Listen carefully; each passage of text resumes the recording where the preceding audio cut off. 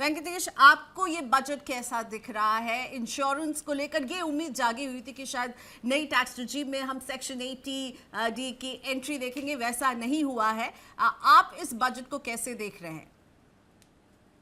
बहुत ही boring budget रहा as far as the insurance industry is concern, Priyanka ji. तो एक्सपेक्टेशंस हाई थी, बट लाइक एवरीबडी सेड काफी चेंजेस आ चुकी थी। Sometimes boring is good. पिछले साल ऑलरेडी इनकम टैक्स में काफी बेनिफिट दे दिया था, और जैसे बाकी लोगों ने बताया सितंबर में जीएसटी 2.0 में काफी रिलीफ दे दिया था by removing GST, making all insurance product, retail insurance product को जीएसटी एग्जेम्प्ट बना दिया। ओके, तो काफी चेंजेस एक्सपेक्टेड नहीं थी, बट एक्सपेक्टेशन था कि 80D में रिलीफ मिलेगा, और इंडिविजुअल इंश्योरर्स को normal people below senior citizen उनको रिलीफ मिलता कि 25,000 से 50,000 80D का लिमिट मिल जाता, और सीनियर सिटीजन्स को अप टू 1 लाख का रिलीफ मिल जाता, क्योंकि आजकल insurance product, medical insurance products का प्राइसिंग काफी हाई हो गया है। तो ये एक्सपेक्टेड था, और पेंशन में भी सीनियर सिटीजन्स को रिलीफ मिलेगा इनकम टैक्स के हिसाब से, ये भी एक्सपेक्टेड था। तो ये ना आना काफी बड़ा ब्लो है, बट रिटेल इन्वेस्टर्स को कोई भी इम्पैक्ट नहीं पड़ा है, ना नेगेटिव पड़ा है ना पॉजिटिव पड़ा है। तो right. Mr. Naidu, just staying with the theme of insurance, I think we've still heard at least a few announcements when it comes to critical drugs, when it comes to, I think, also exempting 7 import items when it comes to critical drug manufacturing, and add to that overall some outlay as far as healthcare goes. So, in some sense, one would argue good news for the insurance industry, right? People are not going to fall as sick and will potentially get treated, and hence the insurance payout may not be required. Yeah, absolutely. Well said. I think, as an extension to insurance, certainly two things are going to happen by these measures that have been brought in. Of course, people falling ill, whether it's going to go down or not, that's anybody's guess.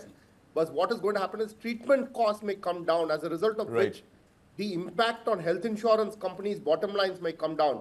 As a result of which the pricing on retail, insurance takers may come down is the hope.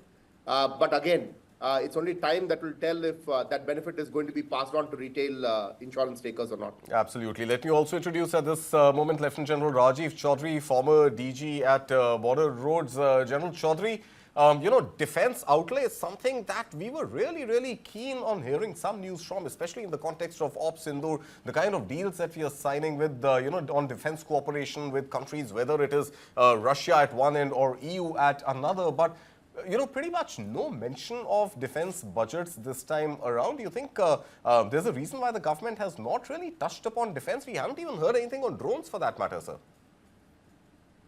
No, that is a good question, but let me also give you some assurance that government has looked quite keenly on the defense budget, and when we see the details, we'll come to know that there is a concentrated focus, and especially on the strategic infrastructure, as I talk about. If we compare from 2008 to 2020 till Galwan, it was constantly JS roads for 2,500 crores. It means the compensation factor itself reduces the budget's value over 9 to 10 years. It makes it half. But from Galwan was a trigger 2020. It has been increasing at a rate of 12 to 14%. And from 2,500 last year it was 7,147 crores. So I feel as they have realized that it is an essential strategic infrastructure, essential component of the national power.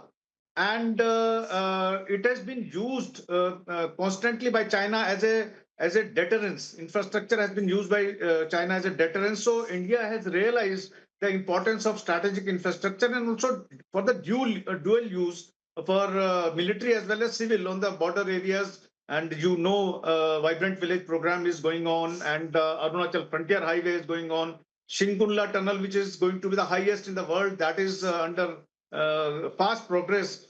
And there is a emphasis on infrastructure in middle sector, that is Uttarakhand and Himachal Pradesh. So government is looking at it very keenly, and we expect that this year they should dedicate it approximately 8,000 crores to border roads for the strategic infrastructure. And tunnel, basically, my hope is that dedicated fund should be given for the tunnel, Shrinkula Tunnel and Chealik Tunnel in Uttarakhand, and there's a tunnel going to come up in Sikkim. In on the Manali highway, there are 3 tunnels: Barlachla, Lachungla, and Tangangla. Right. So there's a quite a emphasis on the budget. The only thing what I feel, they should have non-lapsable funds for the defense issues, capital basically. So because there are a lot of things, the projects and the procurements, which we are not able to consume the budget in the same year. Right. So that is one recommendation. And also we should have inter-ministerial coordination for the infrastructure, because a lot of funds come to MORTH, a lot of funds come to MHA for Right. infrastructure. But there's no coordinated looking at all these funds when we talk about the strategic infrastructure, especially on the northern borders, in the backdrop of relationship with China. Absolutely. Especially. And now as Trumpism is coming in and the India-EU deal has been finalized, there is going to be a lot of self-sustaining in the defense sector. We have to cater for Atmanirbharta. So I feel government is looking at it. Maybe as the details come out, we will come to know that it is not that post-op Sindoor, we have not been able to dedicate it fund for Fair enough. all the capital. We'll have to wait for the acquisition. fine print. We'll have to wait for the fine print to see. And even that 12.2 lakh crore rupees of capex allocation, how much of that is actually going to go into infra development, especially on the tunnels and the northeastern corridor that General Chaudhary is talking about? Of course, we will come into that, Priyanka. मैं taxes पर एक बात ये कहना चाहती हूँ कि हम सुबह ही बात कर रहे थे कि फॉरेन इन्वेस्टर्स को कैसे भारत लाया जाए, तो मुझे लगता है रिटेल इन्वेस्टर्स के लिए, पर्सन ऑफ इंडियन ओरिजिन के लिए जो लिमिट बढ़ाई गई है, गौरी इसको ज़रा समझाइए। 10 से 24% कर दिया गया है। साथ ही में जो ओवरसीज पैकेजेस पे जब इन्होंने टीसीएस बढ़ाया था और एजुकेशन को एलआरएस में भी रिलैक्सेशन दिया गया है, these are step in the right direction. Gauri, देखिए इसमें अगेन कोई डायरेक्ट बेनिफिट टैक्स पेयर्स को नहीं दिया गया है टैक्स सेविंग के पॉइंट ऑफ व्यू से। जो पहले आपने बात की फॉरेन इन्वेस्टर्स को इंडिया में लाने की, तो उस केस में डेफिनेटली लिमिट बढ़ाई गई है और इससे हमारा फॉरेन इनफ्लो आएगा। लिस्टेड कंपनीज में ओवरऑल लिमिट उनके लिए 24% कर दी गई है पोर्टफोलियो मैनेजमेंट सर्विसेज के through, which is a very good step, और इससे हमारा इन्वेस्टर्स हमारे वापस आएंगे। सेकेंडली, जो टीसीएस की लिमिट्स रिड्यूस की गई हैं, तो अगर हम इसको ऐसे समझें तो टीसीएस कोई एडिशनल टैक्स तो था नहीं। पहली बात, हमें जो हमारा टीसीएस कलेक्ट होता था वो 26S में रिफ्लेक्ट करता था और हम उसका बेनिफिट बाद में ले पाते थे। ये एक तरीका था कि किसी तरह से जहाँ पे हम हाई वैल्यू ट्रांजैक्शंस कर रहे हैं, सरकार को पहले ही उसमें से कुछ शेयर मिल जाए।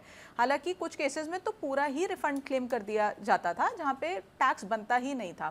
तो इस केस में डायरेक्ट बेनिफिट कुछ नहीं है।